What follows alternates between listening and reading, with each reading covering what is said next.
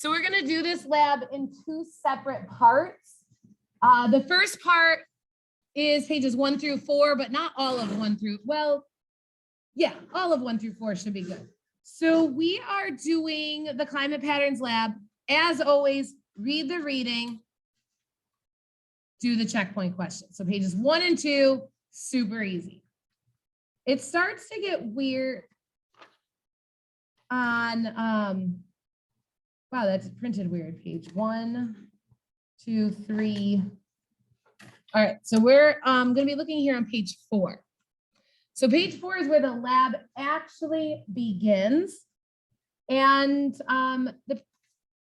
the objective for this lab is you will learn to identify different climate zones based on the ratio between precipitation and potential evapotranspiration, which you're going to learn about in the reading, as well as the effects of latitude, planetary winds, elevation, mountain ranges, large bodies of water on the climate.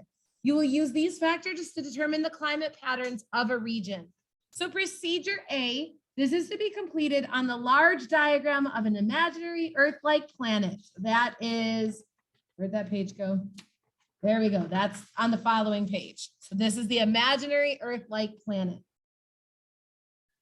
So you're going to assume that planet is identical to Earth in all respects, except for the placement of its oceans and land masses and other surface features. Really, they're telling you this is Earth because places near the equator will be hotter, places near the poles will be colder, ocean currents and winds all behave the same. So the first direction says, lightly sketch arrows to show the prevailing winds. It tells you to draw 4 arrows on each of the 6 sections between the marked lines of latitude, 1 arrow off the coast and 2 on the continent. Are you freaking kidding me? That's how it printed? Oh, okay, thank goodness. Oh, like that was gonna change like the whole rest of the day for me. And tomorrow for that matter. All right, crisis averted, thank you. Okay, so sorry for my overreaction. So we're gonna draw arrows off the coast to show which way the prevailing winds go. Guys, we've talked about prevailing winds in class before. Do you remember where the wind map is in your reference table? How about everybody get out your reference table and find the wind map on your reference table. So let's start on page 1. Is there anything about wind on page 1? No. Anything on page 2 and 3 about wind? Now, is 4 about wind? That's about ocean currents. That's not what I'm talking about. Page 5 is continental drift and stuff like that. So that's not it. Nothing about wind on the rocks pages. Nothing about wind on the Earth's history page. Nothing about wind on the Earth's interior or earthquake page. Nothing on dew point. Nothing on this page about wind, really. Here's the planetary wind map. So that's on page 14.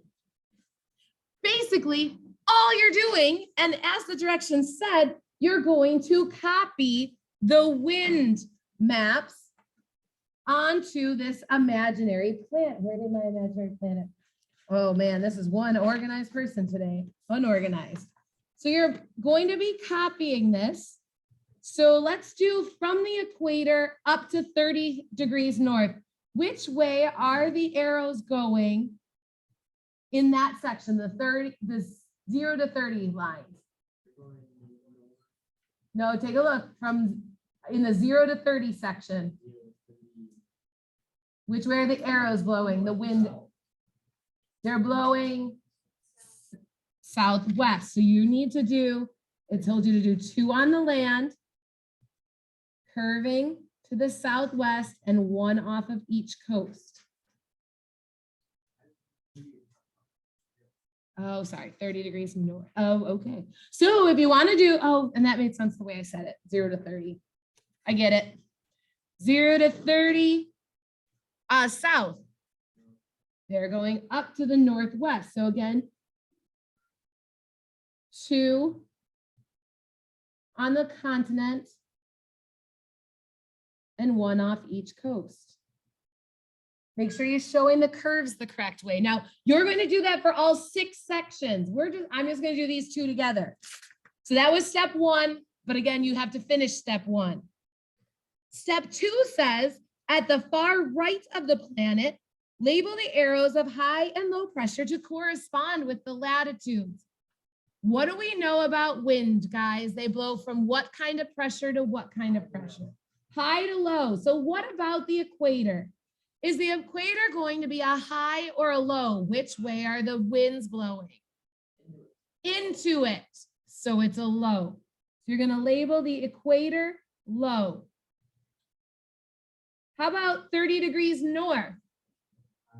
High. How'd you know it was a high pressure? Because the winds are blowing away from it. What about 30 degrees south? High or low, guys? High. Why? The winds are blowing out of the high. I'm not going to do any more, but I'm going to tell you, in fact, why don't you go ahead and put a blank here next to the 60 line and a blank up near 90.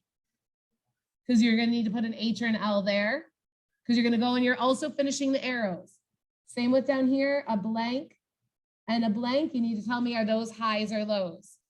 Again, you're going to copy the arrows as well, and you're copying the arrows right from the reference table. Step 3. The climate ratio is the ratio of precipitation to evapotranspiration. So here's the math that they do to get climate precipitation. They take the amount of precipitation and divide that by how much gets evaporated.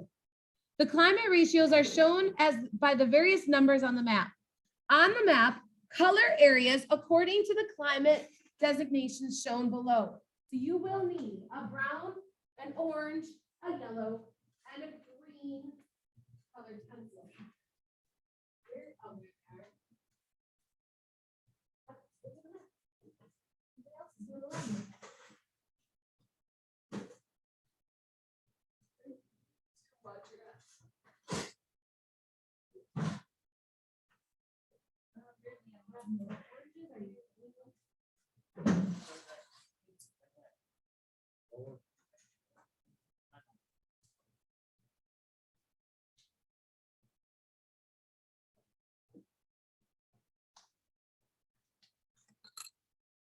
All right, so you will have to go grab colored pencils. You're going to use your colored pencils like a highlighter. So it tells you anything that has a precipitation or a P to EP ratio less than 0.4, that's going to be arid, and we're going to color it brown.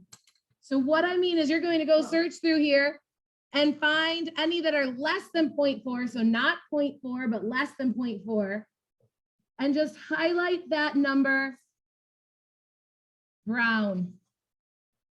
You're going to find any that are between 0.4 and 0.8. They get to be orange. So again, you're just going to highlight those numbers.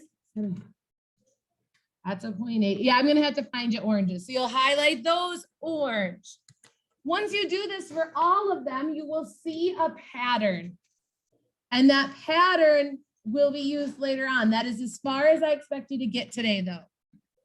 So you are getting through pages 1, 2, 3, and 4, the end for today.